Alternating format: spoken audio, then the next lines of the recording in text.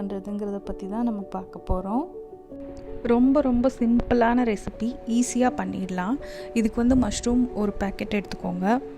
வெங்காயம் உங்களோட அளவு தான், நீங்கள் அதிகமாக போடுறதுனாலும் போட்டுக்கலாம்.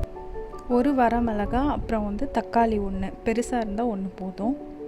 ஃபர்ஸ்ட் ஆயில் ஹீட் ஆனதுக்கப்புறமா 2 கிராம்பு, ஒரு துண்டு பட்டை ஆட் பண்ணிக்கோங்க. அது நல்லா பொரியணும். ஸ்டவ் சிம்லேயே இருக்கட்டும். இப்போ கடுகும் கடலப்பருப்பும் ஆட் பண்ணிக்கலாம். கடுகு வேண்டான்னு நினச்சிங்கன்னா சோம்பு சீரகம் ஆட் பண்ணி கூட தாளிச்சிக்கலாம். அப்புறம் வெங்காயம் ஆட் பண்ணுங்கள். வெங்காயம், கருவேப்பிலை, காஞ்ச மிளகா, இது எல்லாமே ஸ்டவ் சிம்மில் இருக்கும்போது ஆட் பண்ணுங்கள். அப்போ தான் தீஞ்சு போகாது, அப்புறம் அடி பிடிக்காது.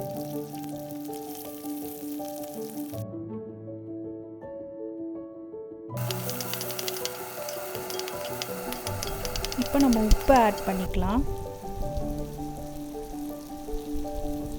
அதை நல்லா சாட்டே பண்ணதுக்கப்புறமா இப்போ நம்ம இடித்து வச்சுருக்க இஞ்சி பூண்டு பேஸ்ட் ஆட் பண்ணிக்கலாம். சும்மா தட்டி போட்டால் கூட போதும். இஞ்சி பூண்டு ஃப்ரெஷ்ஷாக ஆட் பண்ணுங்கள், அப்போ தான் நல்லாயிருக்கும். மஞ்சத்தூள், அதுக்கப்புறம் ஒரு ஸ்பூன் கொத்தமல்லி தூள் ஆட் பண்ணிக்கோங்க. தனியா பவுடர்,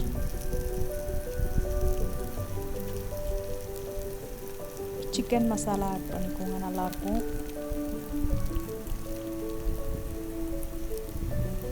இது எல்லாத்தையும் சேர்த்து நல்லா மிக்ஸ் பண்ணுங்கள்.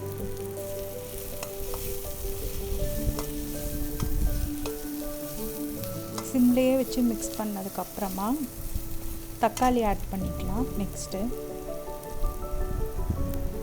கொத்தமல்லி தூள்,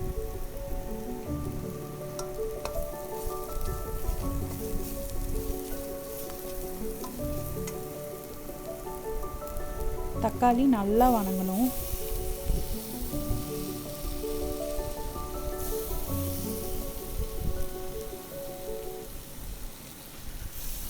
இந்த கிரேவியில் பார்த்திங்கன்னா இன்க்ரீடியன்ஸே ரொம்ப ரொம்ப கம்மி தான், ஈஸியாக பண்ணிடலாம். இப்போ தக்காளி நல்லா வெந்துருச்சு. மஷ்ரூம் ஆட் பண்ணிடலாம். அவ்வளோதான், இந்த மஷ்ரூம் வெந்துருச்சுன்னா உங்களுக்கு கிரேவி ரெடி. ரொம்ப ரொம்ப ரொம்ப சிம்பிளான ரெசிபி இது.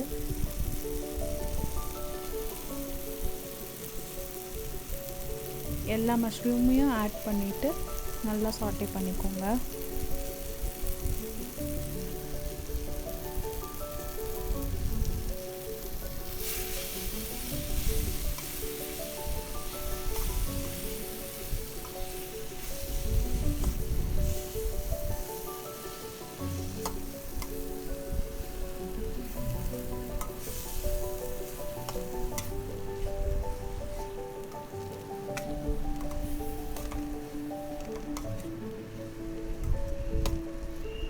மஷ்ரூம்லேயே நிறைய தண்ணி வரும், அதனால் நீங்கள் நிறைய தண்ணி ஊற்றிட வேண்டாம். அது நல்லா வெந்து இந்த தண்ணி வந்ததுக்கு அப்புறமா உங்களுக்கு கிரேவி வேணும்னா தண்ணி ஆட் பண்ணிக்கோங்க.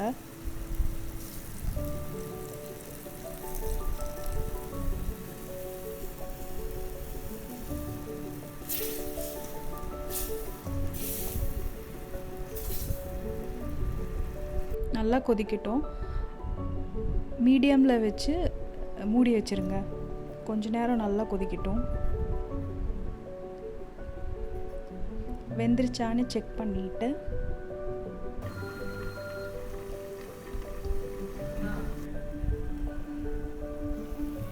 பாருங்கள், நல்லா வெந்துருச்சு. அவ்வளோதான், இது குயிக்காக செஞ்சிடலாம். மஷ்ரூம் சீக்கிரமாக வெந்துடும் எப்போவுமே. Gravy ready. இது நீங்கள் சப்பாத்தி,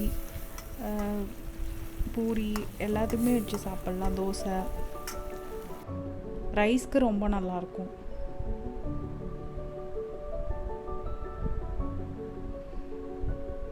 கடைசியாக கொத்தமல்லி ஆட் பண்ணிக்கோங்க. இருந்தால் ஆட் பண்ணிக்கோங்க, இல்லைனாலும் பரவாயில்ல. நான் வந்து இது ரைஸ்க்கு தான் வச்சு சாப்பிட்டேன். சூப்பராக இருந்துச்சு. கண்டிப்பாக நீங்களும் ட்ரை பண்ணுங்கள். இந்த வீடியோ உங்களுக்கு பிடிச்சிருந்ததுன்னா லைக் பண்ணுங்கள், ஷேர் பண்ணுங்கள், சப்ஸ்கிரைப் பண்ணுங்கள்.